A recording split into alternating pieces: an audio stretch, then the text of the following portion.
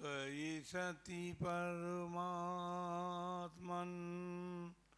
माद्रशान्मोहमुग्धान् कथमतनुवशत्वान्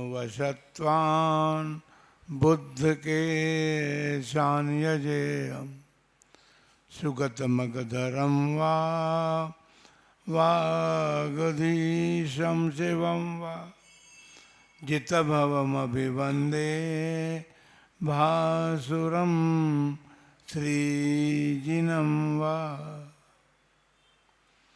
देवादिदेव का जयकार श्री सुमतिनाथ भगवान की 20वीं सदी के प्रथमाचार्य चारित्र चक्रवर्ती आचार्य श्री शांति सागर जी महाराज की, परम पूज्य आचार्य श्री वीर सागर जी महाराज, परम पूज्य आचार्य श्री शिव सागर जी महाराज की, परम पूज्य दीक्षा गुरुवर्य आचार्य श्री धर्म सागर जी महाराज की, परम पूज्य आचार्य श्री अजित सागर जी महाराज की, परम पूज्य शिक्षा गुरुवर्य आचार्य कल्प श्री सुत सागर जी महाराज की, श्रीमद् जैन धर्म की।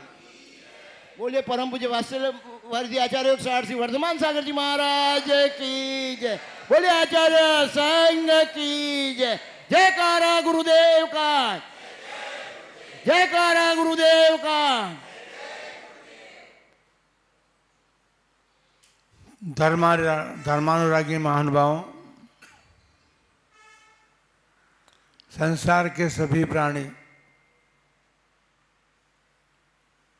अपने शरीर को ही अपनी आत्मा मान करके बैठे हुए हैं।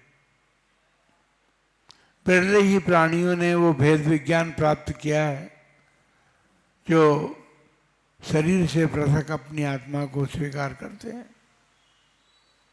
परम पूज्य चारित्र चक्रवर्ती आचार्य श्री शांति सागर जी महाराज ने अपने अंतिम संदेश में यही तो कहा था कि सम्यक प्राप्त करने के लिए आत्मचिंतन आत्ममनन करना चाहिए। यद्यपि ध्यान की स्थिति तो अंतर्मुहूर्त की है और उत्कृष्ट अंतर्मुहूर्त 48 मिनट का होता है, किंतु समाज की दशा को स्थिति को जान करके उन्होंने अपने समय को, ध्यान के समय को कम करते चले गए और अंत में उन्होंने कहा अभी कम से कम 5 मिनट के लिए तो आत्मचिंतन करो। 5 मिनट तो ये विचार करो कि हमारी आत्मा है और हम शरीर को ही आत्मा मान रहे हैं, इसमें तो कुछ भेद करने की आवश्यकता है। 20वीं शताब्दी के प्रथमाचार्य चारित्र चक्रवर्ती आचार्य श्री शांति सागर जी महाराज के शताब्दी महोत्सव का संगनाथ हमने मेवाड़े में किया था, लेकिन साथ में बागड़ को भूले नहीं थे, ये ध्यान रख लेना। हमने ये कहा था कि चाहे हम मेवाड़ में करें या बागड़ में करें अथवा जंगल में करें, लेकिन मेवाड़ और बागड़ की सारी समाज को मिलकर के इस कार्यक्रम को मनाना चाहिए। चारित्र के चक्रवर्ती वे क्यों है, उनके पीछे ये चक्रवर्ती की जो उपाधि लगाई गई, समाज ने लगाई है, तो वो क्यों लगी, ऐसी क्या बात थी। अपन सभी जानते हैं कि चक्रवर्ती वही होता है जो भरत क्षेत्र के 5 मृग खंड और एक आर्य खंड, ऐसे 6 खंडों पर विजय प्राप्त कर लेता है, वो चारित्र चक्रवर्ती, वो चक्रवर्ती होता है। तो चारित्र के ऐसे कौन से 6 खंड थे जिन पर उन्होंने विजय प्राप्त की, इसलिए उनको चारित्र चक्रवर्ती कहा गया। तो व्रत, समिति, गुप्ती, धर्म और तप, व्रत हैं, पंच महाव्रत के धारी थे वे। आचार्य परमेश्वरी थे, इसे समिति तो थी लेकिन गुप्तियों का पालन भी वो करते थे। और 10 धर्म, 6 आवश्यक और 12 प्रकार के तप, इनका परिपालन उनके जीवन में था। और यदि ये हम कहें कि जैसे चक्रवर्ती 6 खंड पर विजय प्राप्त करता है, तो भरत क्षेत्र के 6 खंड तो बड़े बड़े हैं अलग, लेकिन तो भारतवर्ष के 6 खंड या 6 प्रांतों की हम बात करें तो उन्होंने भारत के 6 प्रांतों पर विजय प्राप्त की, क्योंकि उस समय की बात अलग है, अब की बात अलग है। अब तो राजनीतिक लोग अपने स्वार्थ के वश भी प्रांतों के टुकड़े कर देते हैं, पांडे के टुकड़े करते हैं, एक प्रांत के भी जिले बना देते हैं, जिले बना के तहसील में टुकड़े कर देते हैं, स्वार्थ उनका होता है। लेकिन आचार्य महाराज के जीवन में ऐसा कोई स्वार्थ नहीं था। उस समय जो खंड थे 6, उन्हीं पर उन्होंने विजय प्राप्ति की। मध्य प्रदेश, कर्नाटक तो जन्म ही भूमि थी उनकी, कर्नाटक में तो बहुत लंबा समय उनका निकला, लेकिन मध्य प्रदेश और आपका छत्तीसगढ़, जो आज छत्तीसगढ़ तो आज हो गया है, वो तो मध्य प्रदेश का ही भेद था। लेकिन बिहार के भी 2 खंड कर दिए गए, झारखंड और बिहार बना दिया। तो ऐसे उन्होंने उत्तर प्रदेश आदि में चातुर्मास भी किया है और वहाँ पर उन्होंने बिहार भी किया है। इस प्रकार से उन्होंने 6 खंड पर विजय प्राप्ति की, अर्थात 6 खंडों में रहने वाले लोगों को धर्म का महत्व समझाया, और महत्व समझा करके उन्होंने लोगों के अंदर जो एक प्रकार से सम्यक्त्व का अभाव था, मान्यताएं अलग अलग प्रकार की थी, धर्म के संबंध में भी उन्होंने श्रावक धर्म की बात जब चली और उनको कहने के लिए कहा, तो उन्होंने कहा कि भाई श्रावक धर्म तो श्रद्धावान, विवेकवान और क्रियावान का होता है, और क्रियावान में जो सबसे बड़ी बात है, क्योंकि वे स्यादवादी थे, एकांत मान्यता वाले नहीं थे, जहाँ जिस प्रकार की स्थिति थी उस बात को उन्होंने कहा। पंडित सुमेरचंद जी दिवाकर जब महाराज सिवनी से चले, तो दिवाकर जी जो थे वे एक विशेष परंपरा को मानने वाले था उनका परिवार। और जब आचार्य श्री से उनकी चर्चा हुई, तो आचार्य श्री ने एक बात रखी भाई कि जो अपनी बात मना देगा वो उसकी बात को मानना पड़ेगी। आचार्य श्री ने अपने तर्क शक्ति से और तर्क शक्ति के माध्यम से, आगम के माध्यम से उनके सामने प्रमाण रखे, और अंत में सुमेरचंद दिवाकर जो वकील थे, वकील भी थे और विद्वान भी थे, उनको आचार्य श्री के तर्कों को स्वीकार करना पड़ा। और उसके बाद से आज सिवनी में एक वेदी अलग से बनी हुई है दिवाकर परिवार की, जिस पर दिवाकर परिवार के सदस्य लोग, जो शांति सागर जी महाराज ने आगम के प्रमाण देकर के और जैसी विधि बताई थी, पंचामृत अभिषेक और पूजा की पद्धति जो बताई थी, उसी पद्धति से अभी वहाँ पर पूजा होती है। बंधुओं, अब नया युग आ गया है और मेवाड़ और बागड़ में भी नया युग का प्रवर्तन हो गया है।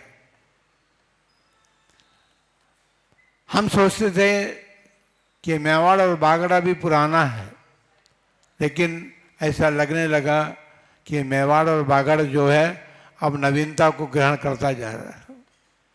नवीनता को ग्रहण करनी अच्छी बात है, लेकिन प्राचीनता को भूल करके नवीनता को ग्रहण करना जो है वो उचित नहीं होता है, क्योंकि नवीनता जो है वो तो अभी तात्कालिक है, और प्राचीनता जो है, आगम जो है, वो तो पुराना है। तो हमको पुरानी बात को ग्रहण करने में संकोच नहीं करना चाहिए। वैसे हमको लगा कि बांसवाड़ा और सागवाड़ा केवल 2 ही अक्षरों का अंतर है, वाड़ा तो सबके दोनों के साथ लगा हुआ है। तो बांसवाड़ा से सागवाड़ा जाने की बात अभी नहीं करेंगे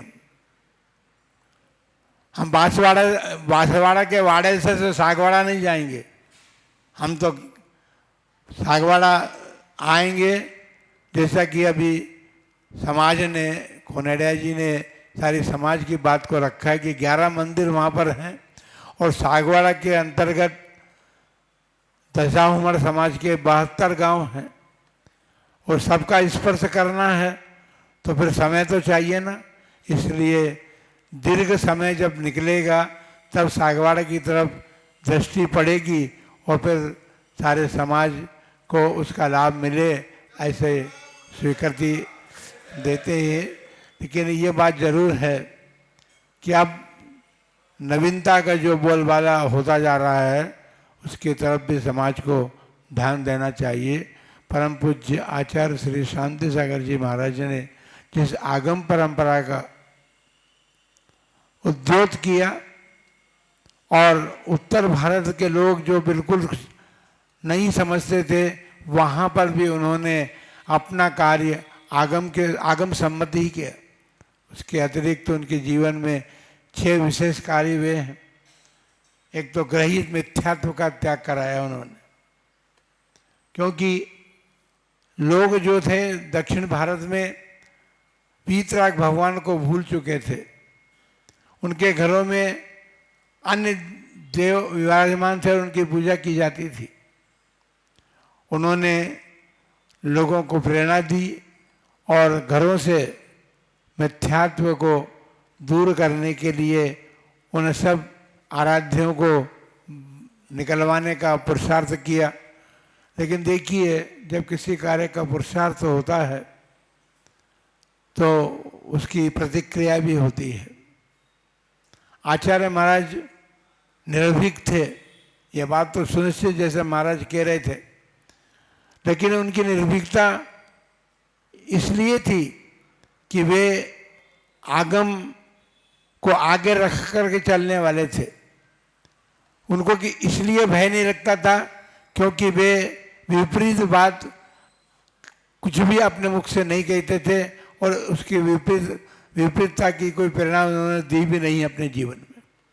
उन्होंने मिथ्यात्व का त्याग कराया, लेकिन संकट, संस्कृति पर जो संकट आया था उसका निवारण भी उन्होंने किया।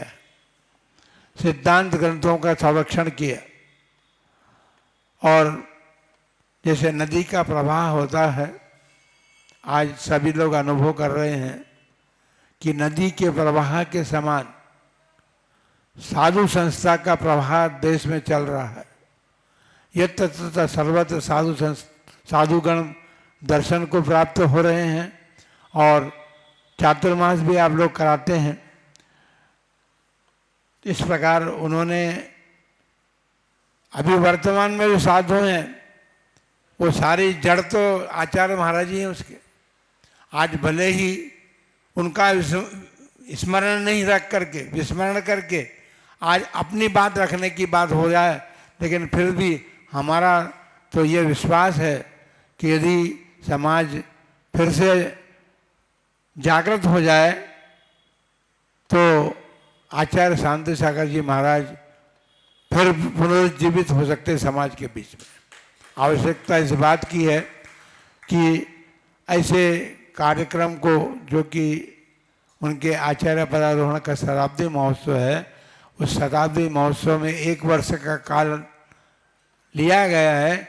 1 वर्ष में अपन देश की बात तो बाद में करेंगे, लेकिन पहले हम मेवाड़ और बागड़ की बात करें कि मेवाड़ और बागड़ के लोग ही जागृत हो जाएं और नवीनता को छोड़ करके उस प्राचीनता पर अपना एक प्रकार से वोट दें। जैसे राजनीति में चलता है ना कि वोट, जो जिसको वोट अधिक मिलता है उसको होता है, तो नवीनता को वोट ज़्यादा दे रहे हैं लोग। लेकिन फिर भी आवश्यकता इस बात की है कि नवीनता नवीनता है, प्राचीनता प्राचीनता है, आगम आगम है और अपने मन से जो कहा जा रहा है वो बात अलग है। तो इसलिए आगम की बात को आगे रख करके हमको अपने प्राचीनता पर ध्यान देना है। और क्योंकि प्राचीनता तो आगम में ही प्राप्त होगी और आगम जो है हमारे आचार्यों के द्वारा प्रतिपादित है और भगवान की वाणी से संदर्भ रखता है। इसलिए उन्होंने उत्तर भारत में जब बिहार के आचार्य महाराज ने, तो संघपति जो थे वो चैत्यालय साथ में लेकर के चले थे, क्योंकि ये जानते थे कि उत्तर भारत में जाएंगे तो अनेक प्रकार के बाधाएं उपस्थित हो सकती है, और उनके साथ जो चैत्यालय था उस चैत्यालय में आगम के अनुकूल सारी प्रवृत्ति होती थी, पंचामृत अभिषेक होता था, सब कुछ होता था वहाँ पर। और वो चैत्यालय आज भी कालावदेवी मंदिर में विराजमान है, जो आचार्य श्री के साथ चला था। बंधुओं, इस प्रकार उन्होंने जो परंपरा का सूत्रपात किया है, उस परंपरा में उन्होंने अपने समाधि के काल में साधु जो हैं पद का त्याग नहीं करते, गुणों का त्याग। पद का त्याग करना तो अलग बात है, गुणों का त्याग नहीं करते। आचार्य श्री के बाद 36 मूल गुण थे, तो उन्होंने आचार्य पद का त्याग कर दिया, इसका मतलब अपने गुणों का त्याग थोड़ी कर दिया। यह बात है कि आचार्य का कार्यभार जो है उन्होंने त्याग किया, और अपने प्रथम शिष्य वीर सागर जी महाराज को उन्होंने उसको सौंपा। इस प्रकार से आचार्य कभी भी अपने गुणों का त्याग नहीं करते, लेकिन अपने कार्यभार को अपने योग्यतम शिष्यों को से सौंप करके और स्वयं अपनी संलेखना की साधना करते।